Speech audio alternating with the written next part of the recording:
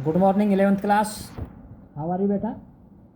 I hope you will be quite fit and fine.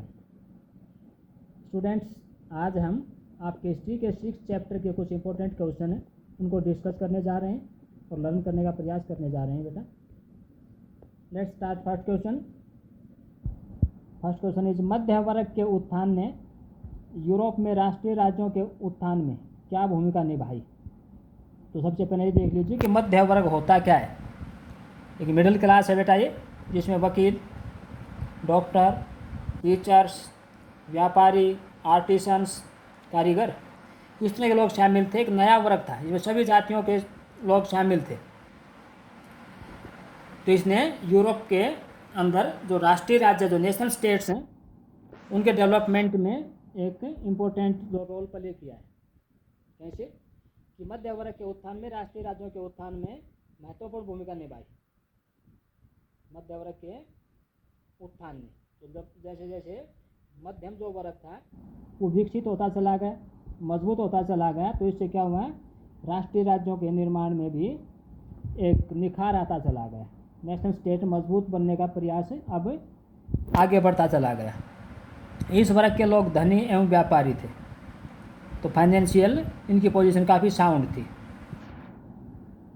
उन्होंने अपने व्यापार एवं वाणिज्य के प्रोत्साहन और सुरक्षा हेतु निरंकुश राजतंत्र की स्थापना में बड़ा सक्रिय सहयोग दिया। तो मोस्टली इसमें फाइनेंशियल साउंड पोजीशन वाले लोग थे और उनके अपने आर्थिक हित थे। आर्थिक हितों की सुरक्षा हेतु और अपने आप को राजनीतिक रूप से भी संरक्षित करने के लिए इन्होंने क्या किया, उन्होंने प्रयास किया कि सामंतवादी व्यवस्था को कमज़ोर किया जाए और जो राजा का राज है उसको मजबूत किया जाए, निरंकुश जो राजतंत्र है उसको मजबूत किया जाए। उन्होंने सामंतों के घोर अत्याचारों से बचने एवं अराजकता के वातावरण, अराजकता क्या होती है, एनार्की, को दूर करने के लिए निरंकुश राजाओं के हाथ मजबूत करने का निर्णय किया। निरंकुश राजा कौन से होते हैं? निहि प्लस अंकुश, दो शब्दों से मिलकर बना बेटा निरंकुश। निमिष ना और अंकुश रोकथाम, यानी किसी की शक्ति के ऊपर कोई अंकुश ना हो, कोई रोक ही ना हो, बिल्कुल पावरफुल, सारे अधिकार जिसके हाथ में हो। तो उन्होंने कोशिश की कि निरंकुश राजाओं को मजबूत किया जाए ताकि सामंतवाद का पतन हो जाए, क्योंकि उस समय संसद में कुलीन वर्ग का बोलबाला था। इसलिए मध्य वर्ग यह कामना करता था कि इस पर राजा की सर्वोच्चता स्थापित हो। तो मध्य वर्ग चाहता था कि कुलीन वर्ग को हटा करके, अरिस्टोक्रेसी को हटा करके जो राजा है, जो किंग है, वो पावरफुल हो जाए। क्योंकि शक्तियाँ पहले मध्यकाल की हम बात कर रहे हैं तो सामंतों के पास बहुत ज़्यादा पावर होती थी। सामंत राजा को समय समय पर सहायता करते थे, सैनिक सहायता देते, राजा उस पर डिपेंड रहता था। परंतु अब धीरे धीरे जो मध्यम वर्ग ने राजा की सहायता की, उनको टैक्स पे किए, तो राजा इस काबिल हो गया कि अपनी खुद की सेना रख सकता था और उसने एक मजबूत सेना का निर्माण किया, गठन किया। और इसके चलते राजा ने अपने जो सामंत थे उनको भी एक तरह से कुचला, उनको दमन कर दिया और सामंतों को अपने अधीन कर लिया। इसके अतिरिक्त मध्य वर्ग ने राजा को अनेक मेहनती अधिकारी प्रदान किए। तो प्रशासन की जहाँ तक बात है तो बड़े बड़े अधिकारी राजा को इस मध्य वर्ग से प्राप्त हुए। इन अधिकारियों के सहयोग से राजा अपनी प्रजा को कुशल शासन प्रदान करने में सफल हुआ। निसंदेह मध्य वर्ग का उत्थान यूरोपीय इतिहास का एक महत्वपूर्ण मोड़ सिद्ध हुआ।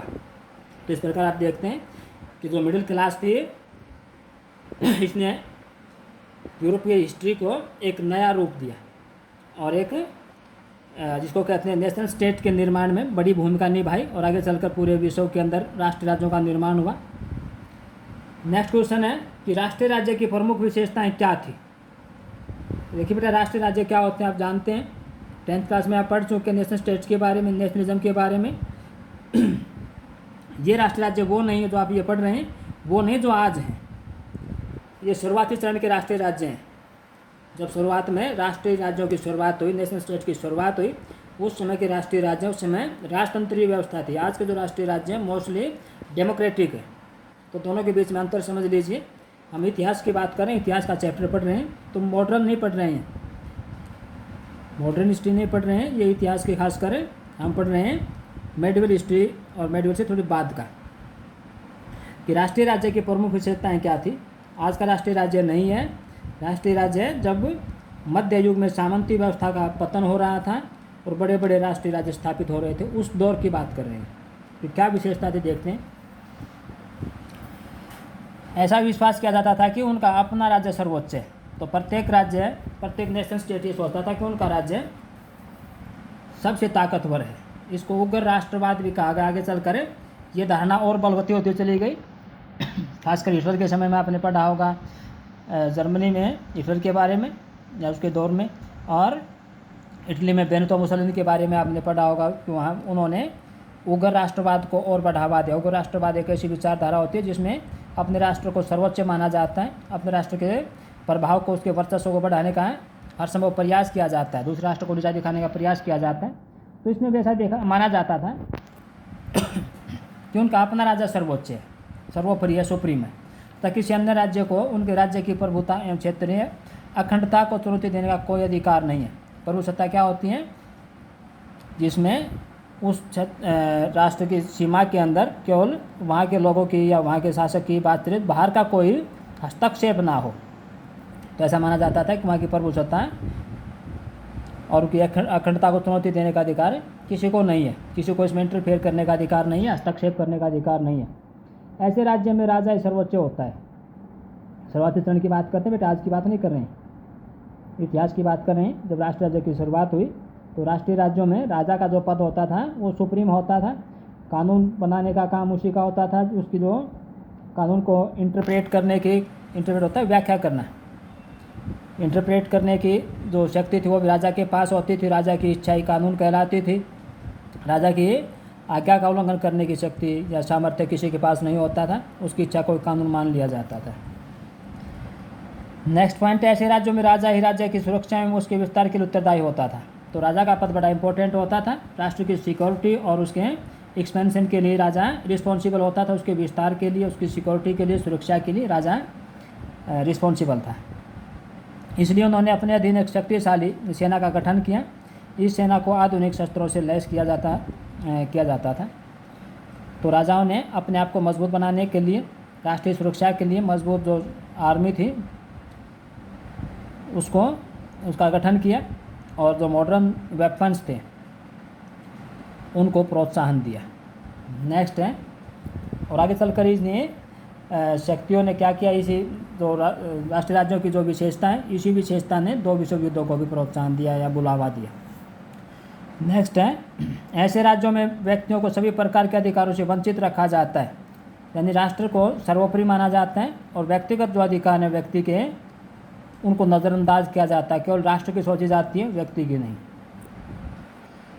शुरुआती चरण की बात करते हैं, बाद में लोगों को अधिकार दिए गए, व्यक्ति को ये जो व्यक्तिगत अधिकार हैं वो भी दिए गए, बट ये शुरुआती चरण की बात करते हैं राष्ट्रीय राज्यों की, ध्यान रखना आपको।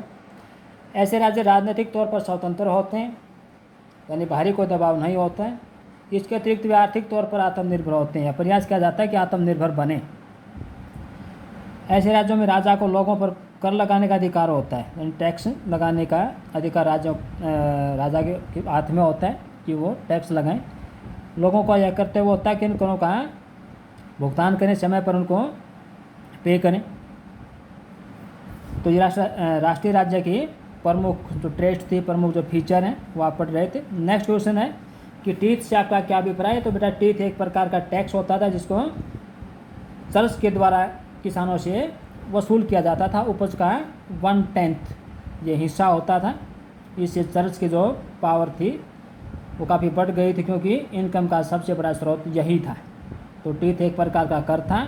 इसे चर्च क्या होते हैं? ईसाइयों के धार्मिक स्थल होते हैं, धार्मिक संगठन थे। उस समय तो चर्च काफ़ी पावरफुल थे। इसे चर्च द्वारा किसानों से लिया जाता था। यह किसानों की कुल उपज का 10वां भाग होता था। यह चर्च की आय का प्रमुख स्रोत होता था। तो स्टूडेंट्स, मैं आशा करता हूँ, उम्मीद और विश्वास करता हूँ कि जो क्वेश्चन अभी हमने डिस्कस किए हैं वो आपको लर्न हुए होंगे या समझ आए होंगे। आप ये क्वेश्चन अपने फेयर नोटबुक में राइट डाउन करने और उनको लर्न करना है। आदरणीय अभिभावकों से भी मैं विनती करना चाहूँगा कि वे गृह कार्य करने में बच्चों की मदद करें और उनका समय समय पर मार्गदर्शन करते रहें, उनको मोटिवेट करते रहें। Thank you, have a nice day.